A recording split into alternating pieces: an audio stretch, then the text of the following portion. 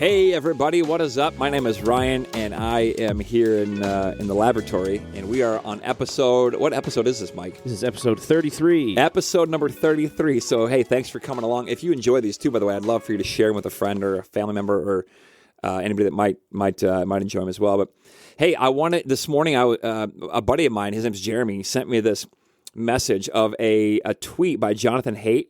And if you don't know who Jonathan Haidt is, I would encourage you to check him out. He's got some great books out. Haidt is Haidt. He wrote The Coddling of the American Mind. He wrote a book called The Righteous Mind, and just came out with a brand new book called The Anxious Generation. And these are all wonderful. I have not read the newest one yet, but his tweet is about his newest book. And he's really exploring, the subtitles is how the great rewiring of childhood is causing an epidemic of mental illness. And basically, he's a social psychologist exploring, in this case, the effects of sort of the culture on youth and young people right now. And there's this extreme spike in mental health, issues and conversations, and he just sort of explores why. And anyway, in his tweet that my buddy Jeremy sent to me, he writes this. He said, kids in religious families have fared better in the smartphone era, with smaller rises in mental health. Him and this guy, Zach Roush, who wrote the book with him, Zach Roush and I believe it's primarily due to being anchored in real-world communities and rituals and obligations and low anime. Anime is this idea of it's like a lack of usual social or ethical standards in an individual or group. So kind of this unmooring of like regular social standards or ethical directions and these kinds of things. And so he says, I believe it's primarily because kids in religious communities or church communities are anchored in real life, real world, human flesh and blood communities with rituals and obligations, and they're tethered to this thing that's greater than themselves. And it reminds me, I love the word religion. Religion gets a bad rap in our culture today because religion can no doubt have a sort of a false self. It can be this disastrous, oppressive thing when used to oppress or manipulate or control people. And of course, that's not a good thing. But the word religion, if you look at the etymology, religion comes from this Latin word religare, which means to bind or to be tethered to something. And I love this idea because in my mind, I picture a boat that's actually moored or like tethered to a post in the deepest part of the ocean. Let's say, for example, it's not, there's waves coming and crashing all around it, but that boat isn't going anywhere. And otherwise, if you're unmoored from something, from anything, then I imagine just a boat at sea drifting, mercilessly at the will of the ocean. And so religion in my mind, in its purest, I think the best form is being tethered to something bigger than ourselves or greater than ourselves. Of course, in our narrative, I'm a part of a Christian church, a Lutheran church, and so for me, it's the Jesus stories. The Jesus stories ground me. And of all the things in my life that come and go and the changes I've made or the ways I've grown, hopefully, and matured over the years, the one mainstay in my life has been the Jesus narrative. And I want to always be tethered to something deep and profound and ancient like that. That's why I find it so compelling. And I just love the stories, of course. And I don't mean I love them like a good movie. I mean, they deeply resonate with me. And so it's interesting because in Jonathan Haidt's work, he's talking about how, look, kids that don't have this tie to a religious community or Christian faith or a church community, they're disconnected relationally. They don't have that community with people that surround them. And I even say it's like just the small things, like saying, "Hey, how are you?" High-fiving. Let me pray for you. Here's a cup of coffee, which I think is one of the greatest gifts of the church is that we can have this authentic. Well, I hope it's authentic, some version of authentic kind of community where you're like actually engaging with other people. And in today's culture where we're so disconnected, disassociated, we have our food delivered, we watch Netflix in our living rooms, we don't get out a whole lot. Those third spaces are kind of disappearing, like the coffee shops or the movie theaters. They're kind of even the shopping mall is kind of becoming antiquated.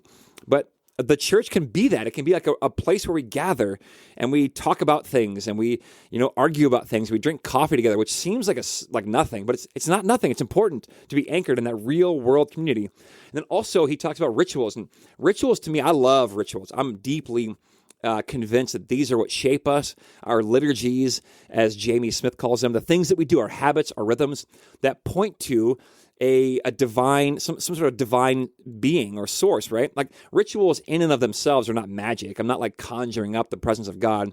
Rituals rather open my eyes and open my heart and my ears to the things of God that are already there.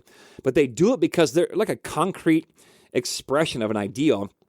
And so I love rituals because they actually open practices, these kinds of things. They open me up to experiencing God, the God who's already present in there in the ritual. But it helps me kind of on my end. But they do, these things shape us. And so having a kid kind of come to church every Sunday or whatever your religious rhythm is, these are important. Praying, taking communion, being baptized, sharing in these kinds of gathering type rituals are vitally important. It seems like, speaking of social psychology anyway, and then again this low enemy, this idea of like, hey, we are tethered to something. We have a direction. Our ethics are based on this thing, the cross. I would say, our worldview, our paradigms, and in the Christian tradition, it's this idea of the God who self-sacrificially gives of himself for the whole world. So if that's my aim, my direction, my ethical standard, then that's the story I'm going to live by. Like I want to live, and I don't always do it, but I want to give up my life for the sake of the world. May my life, my vocation, my days be a breaking and a pouring out for the healing of the world. That's what I want to be a part of. And so anyway, I was fascinated by this, and I'm not surprised at all that kids who grow up in these kinds of circles and communities just seem to do better with all the pressure of social media, the addictions of cell phone, and all of the disconnection that we experience in our culture. So I say, if you're a parent out there, there's no shame in bringing your kids to church. When I was younger and we would bring our kids to church, I didn't ask their permission. I would just bring them. And I wasn't going to force them to believe in God and these kinds of things.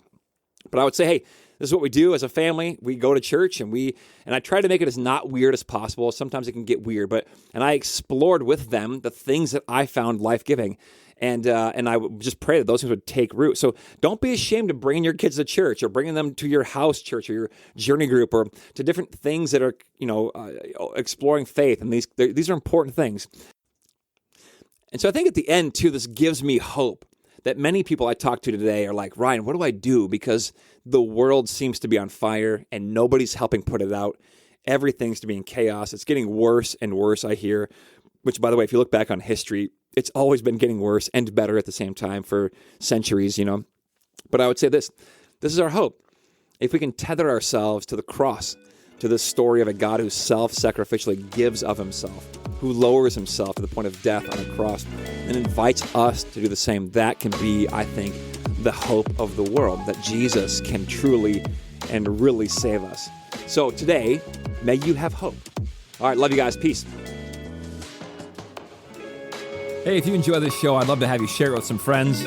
And don't forget, you are always welcome to join us in person at Central in Elk River at 8:30, which is our liturgical gathering, or at 10 o'clock, our modern gathering. Or you can check us out online at clcelkriver.org. Peace.